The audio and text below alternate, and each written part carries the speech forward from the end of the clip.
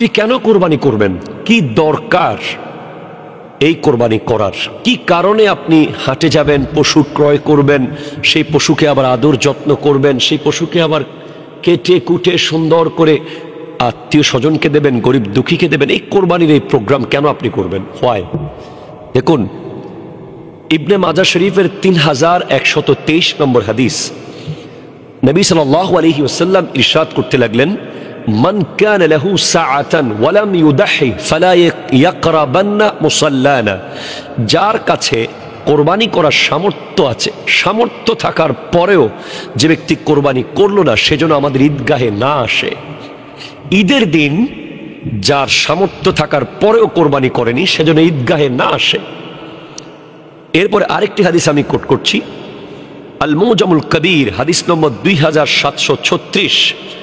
নবী সাল্লাল্লাহু আলাইহি ওয়াসাল্লাম ইরশাদ করতে লাগলেন, যে ব্যক্তি পূর্ণ আন্তরিকতা এবং সওয়াবের নিয়তে কোরবানি করলো, তার জন্য জাহান্নামের আগুন এর এবং ওই ব্যক্তির মাঝখানে কোরবানির পশু, এই কোরবানি বাধা হয়ে দাঁড়াবে। অর্থাৎ যে কোরবানি করলো নিয়ত সহকারে, আল্লাহর জন্য কোরবানি করলো, ওই কোরবানির পশু, ওই কোরবানি তার এবং জাহান্নামের আগুনের মাঝখানে বাধা হয়ে যাবে। আল্লাহু আকবার। এরপর আরেকটি হাদিস আমি কোট করছি, সুনান ইবনে মাজাহ 3127 নম্বর হাদিস। নবী সাল্লাল্লাহু আলাইহি ওয়াসাল্লাম ইরশাদ করতে লাগলেন, যেই ব্যক্তি নিয়ত সহকারে কোরবানি করলো, যার কোরবানি পরিপূর্ণতা লাভ করেছে, যে আল্লাহর ওয়াস্তে কোরবানি করেছে, এই কোরবানির পশুর প্রত্যেকটা পশম পরিমাণ সওয়াব আল্লাহ তাআলা তাকে দান করবেন। আল্লাহু আকবার, আল্লাহু আকবার। এরপর সুনান ইবনে মাজাহ হাদিস নম্বর 3126,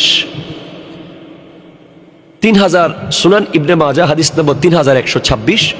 নবী সাল্লাল্লাহু আলাইহি ওয়াসাল্লাম ইরশাদ করতে লাগলেন, কোরবানির দিন কোরবানির পশুর রক্ত বেয়ে যাওয়া, রক্ত প্রবাহিত করার চেয়ে উত্তম আর কোনো আমল হতে পারে না।